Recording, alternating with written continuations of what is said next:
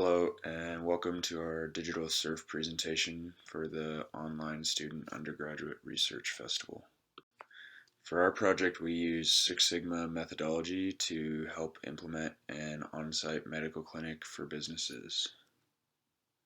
So for our Six Sigma project, we used a specific type of methodology, and that's the DMADV, and that stands for Define, Measure, Analyze, Design, and Verify.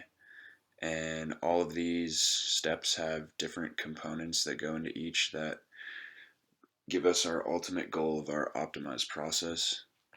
So as you can see, we start with the charter, which defines our project in focus.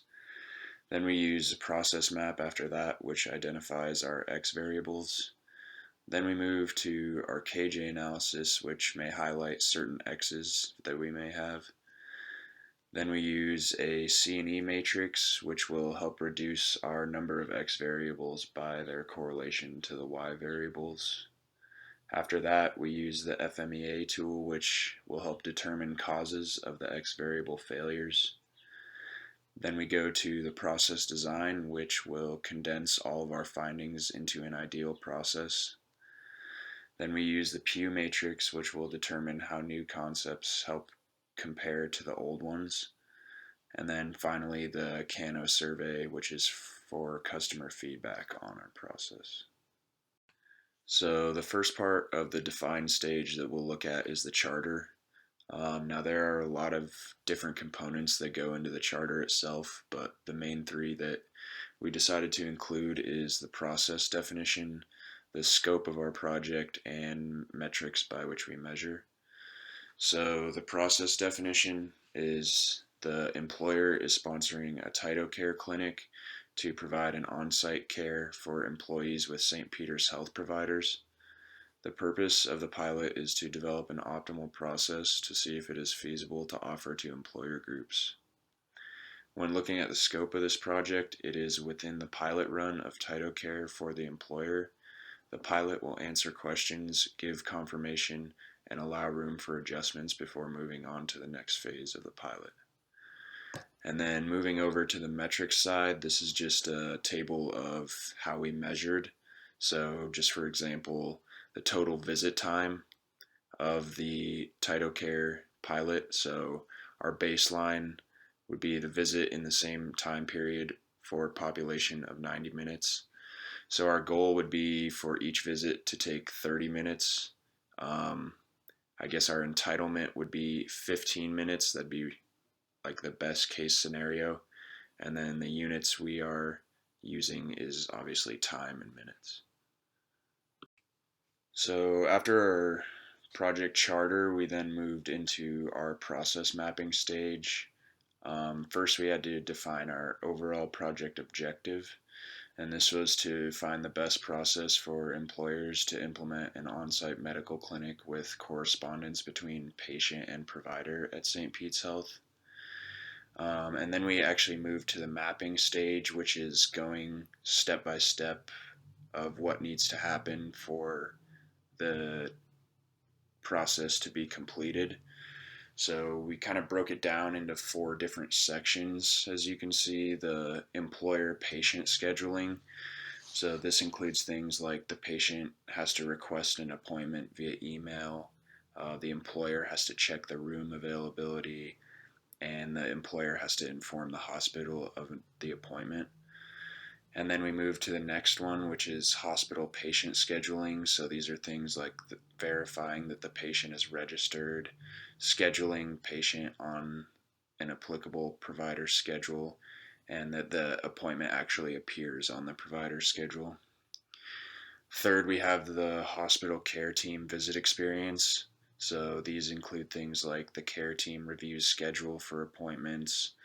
The nurse will actually initiate the TytoCare visit, the physician conducting the exam, and sending post-visit reviews to the physician. And then last we have the employer visit experience, and this is things like preparing the room for the visit. Visit is being conducted with the nurse or physician, and making sure like little things like the patient information is cleared from the device for privacy, and sending post-visit reviews to the patient. And all these steps will generate inputs and outputs that will help us create the best possible process. So the next step in our methodology is the measure phase, and we are using the KJ analysis to answer the question of what are the biggest issues that may prevent the implementation of an on-site virtual clinic for our employers. And as you can see, the first main issue, being the blue levels, is preparation and setup.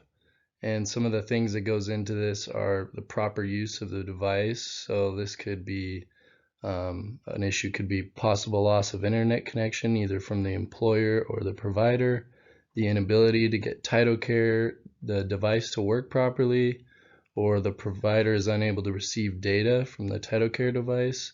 Another issue could be the employer preparation of the visit. So could be from the employer is unable to prepare the room for a visit due to lack of sanitation supplies or lack of available and trained staff, or they don't receive instruction about the visit from the employer, or the patient doesn't receive their Bill of Rights. The next blue level, being a main issue, would be scheduling. So some things that go into this would be the patient's ability to get the appointment scheduled. This could be due to the patient is unable to find an available appointment time that works for them, or the inability of the employer to fill the appointment schedule. It could be because of lack of access to the provider schedule, or there's no provider available, or the provider is unclear or misinformed on the appointment times.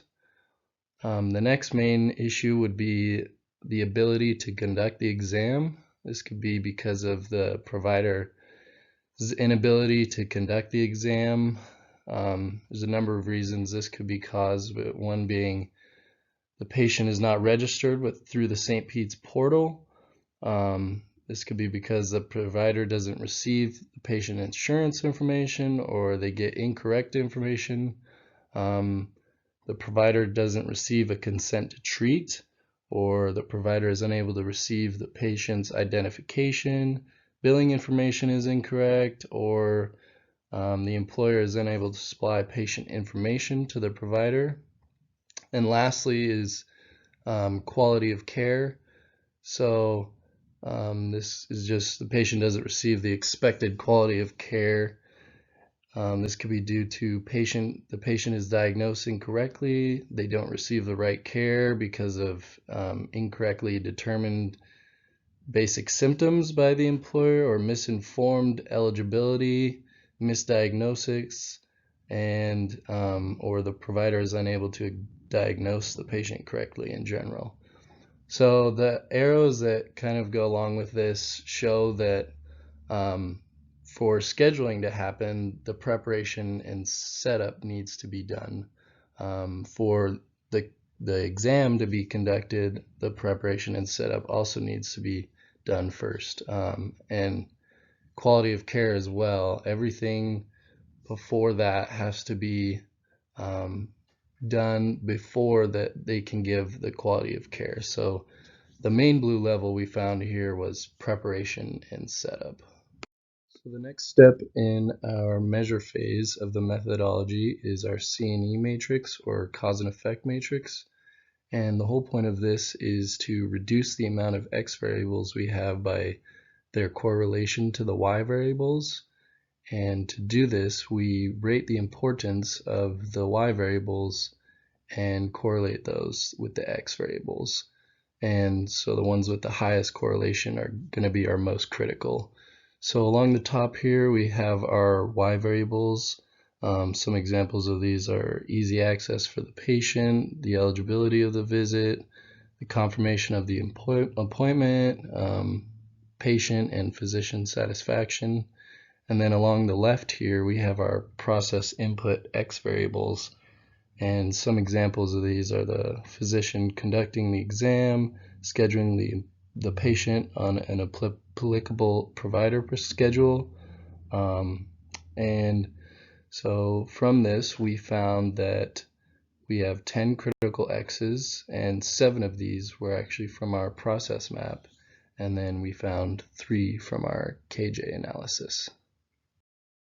So the next phase in our methodology is the analyze phase, and in this phase we use the FMEA, which is a failure modes and effects analysis, which helps us determine the cause of the X variable failures. To do this, we have to look at our critical X variable, which we found from our C&E matrix, and from our original 61 causal inputs, we reduced it down to just 3 critical X's. As you can see, some of our original 10 critical X's are closely related, so we paired some of them together into 3 critical X categories, which are the conducting of the exam, scheduling, and the proper use of the title care device, which we will use in our FMEA. So here's a chart of our failure modes and effects analysis. So along the top, as you can see, there's our key process inputs, our potential failure modes, potential failure effects, the severity of those effects, potential causes, and then the occurrence of each failure mode. So our first key process input is the conducting of the exam. So some of the potential failure modes from the exam being conducted is the equipment failure, or there's no provider available. And the effects, obviously, there's no exam conducted. And the severity of this would be a 10 all the way, which means it's most severe. Some of the potential causes for this would be no internet for the device to work, the TytoCare software crashes, or scheduling issues. And we thought the currents was fairly low on these parts. Our next process input was the scheduling of the patient on the provider's schedule. So potential failure modes for this would be there's no provider available, the schedule isn't updated, or the incompletion of prerequisites. So some of the effects by these would be the patient isn't seen by the provider, there's an incorrect schedule, and there's more patient isn't able to be seen. And all the severities for this would be high, 10 and 9s. Potential causes of these is the provider is unaware of the appointment, there's a communication error between the employer and St. Pete's Hospital, the patient is unaware of forms to be completed, or the employer doesn't give proper information. And the occurrence of these we thought would be pretty low as well. And our last key process input is the TytoCare device working properly. So the potential failure modes for these would be not the employer isn't given proper instruction, or the patient, TytoCare staff at the employer are unavailable. Some of the effects of this would be the patient is unable to use the device properly, the patient resorts to printed instructions, and the severity of these are decently lower at 6 and 3. And then potential causes of this would be inadequate training of the use of the device, and then let's say the staff has more urgent tasks to do, and the occurrence of these would all be pretty low as well. After looking at our FMEA and some of the problems we had, we came up with a couple different concepts that clarified these. So the first one that came to mind was using a third-party app to do some of the scheduling. As you can see, the first step in the employer scheduling, that the patient downloads the scheduling app recommended, and then this way both the hospital and the patient can verify the times that they want. And then going through our process, it's about the same as what Joe said earlier with the ones that we had with the inputs and outputs as far as how the visit is conducted. Then our second concept is what Joe talked about in our define stage, where the employer actually had an email Dropbox where patients would request times and then notify the hospital and the doctors, and then those would be put on the provider schedules. Our third concept is a little bit different.